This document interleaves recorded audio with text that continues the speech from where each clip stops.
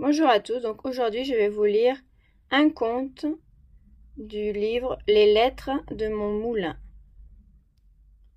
d'Alphonse Daudet. La chèvre de Monsieur Seguin. À Monsieur Pierre Gringoire, poète lyrique à Paris. Tu seras bien toujours le même, mon pauvre Gringoire. Comment? On t'offre une place de chroniqueur dans un bon journal de Paris et tu as l'aplomb de refuser? Mais regarde-toi, malheureux garçon. Regarde ce pourpoint troué, ces chausses en déroute, cette face maigre qui crie la faim. Voilà pourtant où t'a conduit la passion des belles rimes. Voilà ce que t'ont valu 10 ans de loyaux services dans les pages du sire Apollo. Est-ce que tu n'as pas honte à la fin? Fais-toi donc chroniqueur, imbécile. Fais-toi chroniqueur. Tu gagneras de beaux écus à la rose, tu auras ton couvert chez Bréban, et tu pourras te montrer les jours de première avec une plume neuve à ta barrette. Non, tu ne veux pas, tu prétends rester libre à ta guise jusqu'au bout? Eh bien, écoute un peu l'histoire de la chèvre de Monsieur Seguin, tu verras ce que l'on gagne à vouloir vivre libre. Monsieur Seguin n'avait jamais eu de bonheur avec ses chèvres. Il les perdait toutes de la même façon. Un beau matin, elles cassaient leurs cordes, s'en allaient dans la montagne, et là-haut le loup les mangeait. Ni les caresses de leur maître, ni la peur du loup, rien ne les retenait. C'étaient, paraît-il, des chèvres indépendantes, voulant à tout prix le grand air et la liberté. Le brave Monsieur Seguin, qui ne comprenait rien au caractère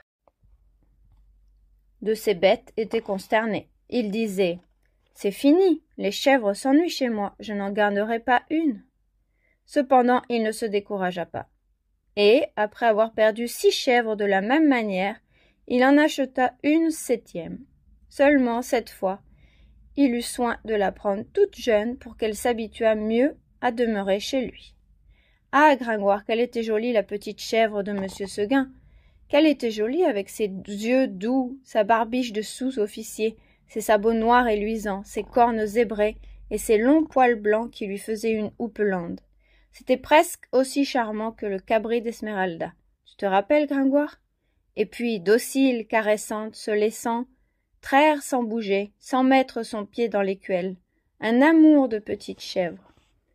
Monsieur Seguin avait derrière sa maison un clos entouré d'aubépines. C'est là qu'il mit sa nouvelle pensionnaire. Il l'attacha à un pieu au plus bel endroit du pré, en ayant soin de lui laisser beaucoup de cordes, et de temps en temps il venait voir si elle était bien. La chèvre se trouvait très heureuse et broutait l'herbe de si bon cœur que Monsieur Seguin était ravi. Enfin, pensait le pauvre homme, en voilà une qui ne s'ennuiera pas chez moi. Monsieur Seguin se trompait, sa chèvre s'ennuya. Un jour, elle se dit en regardant la montagne: « Comme on doit être bien là-haut, quel plaisir de gambader dans la bruyère, sans cette maudite longe qui vous écorche le cou. C'est bon pour l'âne ou pour le bœuf de brouter dans un clos. Les chèvres, il leur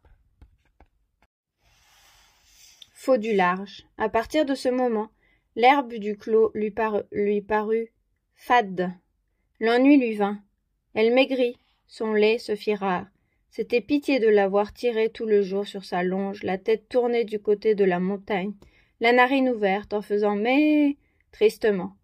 Monsieur Seguin s'apercevait bien que sa chèvre avait quelque chose, mais il ne savait pas ce que c'était. Un matin, comme il achevait de la traire, la chèvre se retourna et lui dit dans son patois: « Écoutez, Monsieur Seguin, je me languis chez vous, laissez-moi aller dans la montagne. »« Ah, mon Dieu! Elle aussi !» cria Monsieur Seguin stupéfait, et du coup il laissa tomber son écuelle. Puis, s'asseyant dans l'herbe à côté de sa chèvre: « Comment, Blanquette, tu veux me quitter ?» Et Blanquette répondit: « Oui, Monsieur Seguin. »« Est-ce que l'herbe te manque ici ? » ?»« Oh non, Monsieur Seguin. Tu es peut-être attaché de trop court, veux-tu que j'allonge la corde ? » ?»« Ce n'est pas la peine, Monsieur Seguin. Alors qu'est-ce qu'il te faut ? Qu'est-ce que tu veux ? » ?»« Je veux aller dans la montagne, Monsieur Seguin. »« Mais malheureuse, tu ne sais pas qu'il y a le loup dans la montagne. Que feras-tu quand il viendra ? » ?»« Je lui donnerai des coups de corne, Monsieur Seguin. Le loup se moque bien de tes cornes. Il m'a mangé des biques autrement encornées que toi. Tu sais bien, la pauvre vieille Renaud qui était ici l'an dernier. Une maîtresse chèvre, forte et méchante comme un bouc.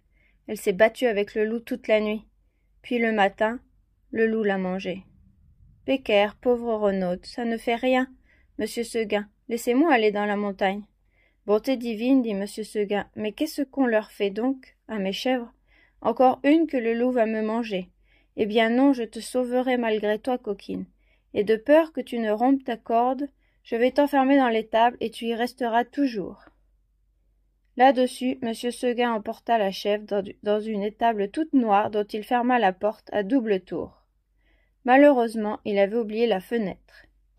Et à peine eut-il le dos tourné que la petite s'en alla. Tu ris, Gringoire, parbleu, je crois bien. Tu es du parti des chèvres, toi, contre ce bon monsieur Seguin. Nous allons voir si tu riras tout à l'heure. Quand la chèvre blanche arriva dans la montagne, ce fut un ravissement général.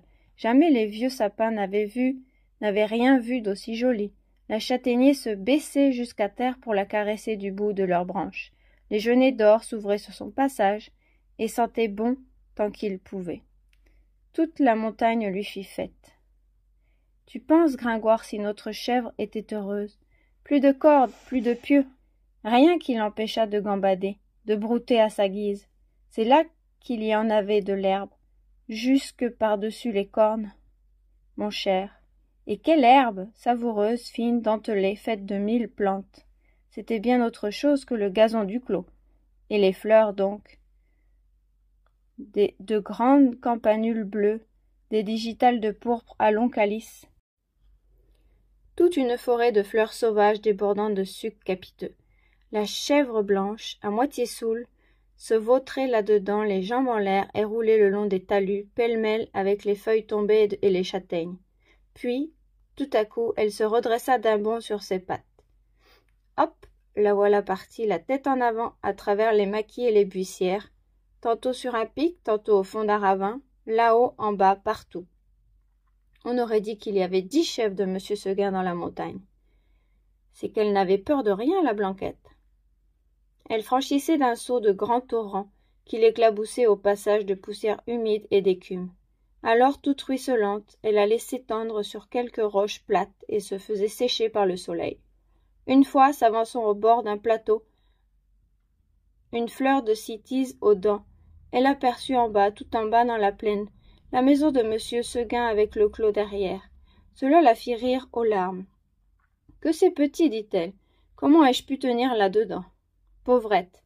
De se voir si haut perché, elle se croyait au moins aussi grande que le monde. En somme, ce fut une bonne journée pour la chèvre de monsieur Seguin. Vers le milieu du jour, en courant de droite et de gauche, elle tomba dans une troupe de chamois en train de croquer une lambrusque à belles dents. Notre petite coureuse en robe blanche fit sensation. On lui donna la meilleure place à la lambrusque, et tous ces messieurs furent très galants. Il paraît même, ceci doit rester entre nous Gringoire, qu'un jeune chameau à pelage noir eut la bonne fortune de plaire à Blanquette. Les deux amoureux s'égarèrent parmi le bois 1 heure ou 2, ou si tu veux savoir ce qu'ils se dirent, va le demander aux sources bavardes qui courent invisibles dans la mousse. Tout à coup le vent fraîchit. La montagne devint violette. C'était le soir. « Déjà, dit la petite chèvre, et elle s'arrêta fort étonnée. En bas, les champs étaient noyés de brume. Le clos de monsieur Seguin disparaissait dans le brouillard. Et de la maisonnette, on ne voyait plus que le toit, avec un peu de fumée. Elle écouta les clochettes d'un troupeau qu'on ramenait, et se sentit l'âme toute triste. Un gerfaut qui rentrait la frôla de ses ailes en passant. Elle tressaillit, puis ce fut un hurlement dans la montagne. Ouh, ouh. Elle pensa au loup. De tout le jour, la folle n'y avait pas pensé. Au même moment, une trompe sonna bien loin dans la vallée. C'était ce bon monsieur Seguin qui tentait un dernier effort. Ouh, ouh, faisait le loup. Reviens, reviens, criait la trompe. Blanquette eut envie de revenir, mais en se rappelant le pieu, la corde, la haie du clos, elle pensa que maintenant elle ne pouvait plus se faire à cette vie, et qu'il valait mieux rester. La trompe ne sonnait plus. La chèvre entendit derrière elle un bruit de feuilles. Elle se retourna et vit dans l'ombre 2 oreilles courtes, toutes droites, avec 2 yeux qui reluisaient. C'était le loup. Énorme, immobile, assis sur son train de derrière, il était là, regardant la petite chèvre blanche et la dégustant par avance. Comme il savait bien qu'il la mangerait, le loup ne se pressait pas. Seulement, quand elle se retourna, il se mit à rire méchamment. Ah ah, la petite chèvre de monsieur Seguin, et il passa sa grosse langue rouge sur ses babines d'amadou. Blanquette se sentit perdue. Un moment, en se rappelant l'histoire de la vieille renaude, qui s'était battue toute la nuit pour être mangée le matin, elle se dit qu'il vaudrait peut-être mieux se laisser manger tout de suite. Puis, s'étant ravisée, elle tomba en garde, la tête basse et la corne en avant, comme une brave chèvre de monsieur Seguin qu'elle était. Non pas qu'elle eût l'espoir de tuer le loup, les chèvres ne tuent pas le loup, mais seulement pour voir si elles pourraient tenir aussi longtemps que la renaude. Alors le monstre s'avança, et les petites cornes entrèrent en danse. Ah, la brave chevrette, comme elle y allait de bon cœur. Plus de 10 fois, je ne mens pas Gringoire, elle força le loup à reculer pour reprendre haleine. Pendant ces trêves d'une minute, la gourmande cueillait en hâte encore un brin de sa chère herbe. Puis elle retournait au combat, la bouche pleine. Cela dura toute la nuit. De temps en temps, la chèvre de monsieur Seguin regardait les étoiles danser dans le ciel clair, et elle se disait « Oh, pourvu que je tienne jusqu'à l'aube !» L'une après l'autre, les étoiles s'éteignirent. Blanquette redoubla de coups de corne, le loup de coups de dents. Une lueur pâle parut dans l'horizon. Le chant d'un coq enroué monta d'une métairie. « Enfin, dit la pauvre bête qui n'attendait plus que le jour pour mourir, et elle s'allongea par terre dans sa belle fourrure blanche toute tachée de sang. Alors le loup se jeta sur la petite chèvre et la mangea. Adieu Gringoire, l'histoire que tu as entendue n'est pas un conte de mon invention. Si jamais tu viens en Provence, nos ménagers te parleront souvent de la chèvre de monsieur Seguin, qui se battit toute la nuit avec le loup, et puis le matin, le loup la mangea. Tu m'entends bien, Gringoire? Et puis le matin, le loup la mangea.